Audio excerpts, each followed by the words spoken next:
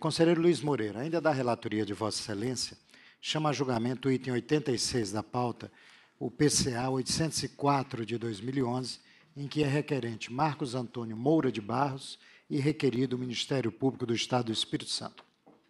Senhor presidente, senhoras conselheiras, senhores conselheiros, trata-se do procedimento apregoado pelo senhor presidente, de procedimento administrativo instaurado a partir de requerimento de Marcos Antônio Moura de Barros, visando liminarmente anular atos de nomeação de candidato ao cargo de agente de apoio e função administrativa da Promotoria de Justiça da Comarca de Barra de São Francisco, no Espírito Santo, e, no mérito, a nomeação do requerente para o referido cargo.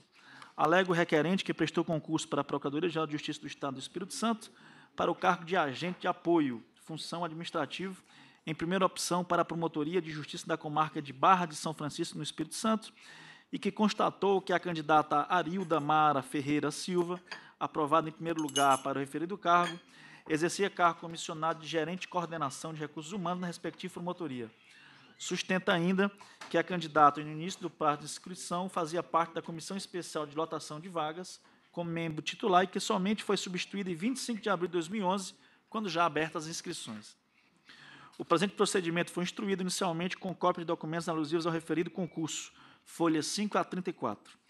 A folha 40, prolatada de decisão indeferindo a liminar requerida, bem como a determinando a intimação do excelentíssimo Procurador-Geral de Justiça do Estado do Espírito Santo, solicitando informações que entender cabíveis no prazo de 15 dias. O excelentíssimo Procurador-Geral de Justiça do Estado do Espírito Santo manifestou-se à folha 45, apresentando a documentação de folhas 46 a 75. A folha 77 a 78, o requerente apresenta informações sobre o item 4.5 do parecer da Comissão CELV da Procuradoria-Geral de Justiça do Estado do Espírito Santo, anexando-o a folhas 79 e 82. É o relatório, senhor presidente. Excelência pode prosseguir com o voto. Trata-se de procedimento de controle administrativo em que se alega ilegalidade na nomeação de candidato aprovado em primeiro lugar para a comarca de Barra de São Francisco, Espírito Santo, no cargo de agente de apoio administrativo, disputado pela requerente e aprovado em segundo lugar. Segundo as informações de folhas 46 e 48, o Ministério Público do Estado do Espírito Santo, por meio da Comissão Especial de Lotação de Vagas, esclareceu que o concurso realizado pelo requerente foi o PROCARE, provimento de cargos para cadastro e reserva, que tem por finalidade prover as vagas remanescentes do concurso público, aplicando-se aos cargos de agente de promotoria, agente de apoio para as promotorias de justiça do Estado, sendo um processo seletivo dos candidatos aprovados e inscritos no cadastro de reserva do concurso para a sede do Ministério Público do Espírito Santo, concorrendo agora para as promotorias de justiça. Afirma ainda que o candidato, ao se inscrever no PROCARE, renuncia à vaga para o qual concorreu no concurso. De acordo com o anexo único do edital PROCARE 02 de 2011, publicado no Diário Oficial dos Poderes do Estado, do dia 18 de abril de 2011, a disponibilidade para o cargo disputado pelo requerente, qual seja agente de apoio e função administrativa, para a Promotoria de Barra de São Francisco, era de uma vaga. Na data de 24 de maio, o Diário Oficial dos Poderes do Estado publicou o resultado para o processo de provimentos por cadastro de reserva, sendo selecionada para a vaga na Promotoria da Barra de São Francisco a candidata Arilda Mara Ferreira Rocha, com nota final 83 pontos. O requerente sustenta que a candidata aprovada em primeiro lugar era servidora comissionada do órgão em que, até o início das inscrições para o processo seletivo, ela fazia parte da Comissão Especial de Lotação de Vagas como membro titular e que, por isso, teve acesso aos protocolos de inscrições, podendo escolher a vaga almejada, havendo, no caso, realizado a inscrição somente no último dia do prazo, minutos antes do encerramento dessas inscrições.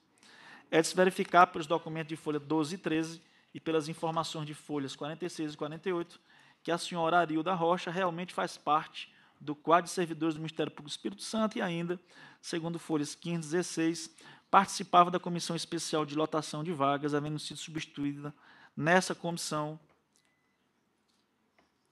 pela portaria 1545, de 20 de abril de 2011, e publicado no Diário Oficial em 24 de abril de 2011, após o início das inscrições para o PROCARE, que foram abertas no dia 18 de abril de 2011. Entretanto, razão não assiste ao requerente, pois, apesar de a candidata Arilda Mara Ferreira Rocha ser servidora comissionada do Ministério Público do Estado do Espírito Santo, nada a impede de concorrer aos cargos públicos por meio de concurso, em conformidade com o artigo 37, 1 e 2 da Constituição Federal, que deixo de ler. Em relação ao fato de participar de comissão de seleção do processo de provimento de vagas até o início das inscrições para o Procari, temos que o fato impeditivo foi devidamente sanado a tempo, viabilizando sua inscrição na vaga até o prazo final previsto. No tocante à alegação de acesso privilegiado aos protocolos de inscrição dos outros candidatos, não foi comprovado nos autos, o que não se pode concluir com base somente nas alegações do requerente, logo, não vislumbro nenhuma ilegalidade na nomeação da candidata aprovada em prioridade ao requerente. Ante o exposto, tendo em vista o conjunto probatório produzido nos autos, revelando o cumprimento das normas legais, com base no artigo 37, incisos 1 e 2 da Constituição da República, voto pelo conhecimento e pela improcedência deste procedimento de controle administrativo. É o voto, senhor presidente. Obrigado a Vossa Excelência. Concedo a palavra ao eminente Procurador-Geral de Justiça, doutor Fernando Zardim. Presidente, é só para fazer um registro, porque nós temos um processo sob a relatoria da conselheira Maria Esther, que fala sobre a questão dos terceirizados. Eu já prestei várias informações e vou prestar ainda outras complementares. Por que foi instituído o Procari? Porque nós tínhamos na nossa lei que criou estes cargos, que estes cargos são de segundo grau, são de provimento de agente de promotoria, se eu não estou equivocado. Então, o que ocorre? Esses cargos eram utilizados apenas na área da administração. Nós fizemos, então, verificamos na lei que não poderíamos trazer das promotorias para a procuradoria, mas o caminho inverso poderia ser feito.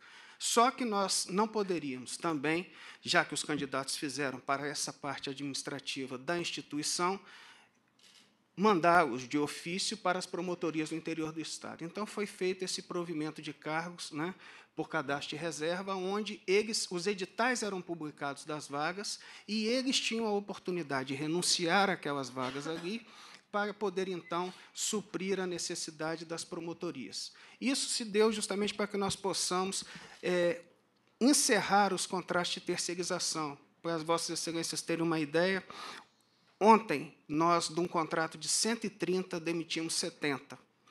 Pessoas que já estavam ali há muito tempo. E hoje foi publicada uma lei de iniciativa da administração do Ministério Público do Estado do Espírito Santo, foi sancionada ontem pelo senhor governador e publicada hoje, que nos autoriza a nomear mais 30 cargos desses agentes para que nós possamos também utilizá-los nas promotorias, findando a terceirização e colocando, finalmente, o Ministério Público do Estado do Espírito Santo dentro do perfil constitucional que é o desejado. Então, eu estou trazendo essas informações, mas como um registro em face, doutora Maria Esther, daqueles processos que eu tenho que verificar ainda se, diante dessa mudança, continuam com Vossa Excelência, mas, de qualquer forma, elas serão prestadas já com esses apêndices, né, dessas novas notícias que trago a esse Conselho. Muito obrigado. Obrigado a Vossa Excelência. O eminente relator tem alguma consideração adicional? O eminente relator conclui pela improcedência do pedido. O Conselho está de acordo? O Conselho, à unanimidade, deliberou pela improcedência do pedido nos termos do voto do eminente relator.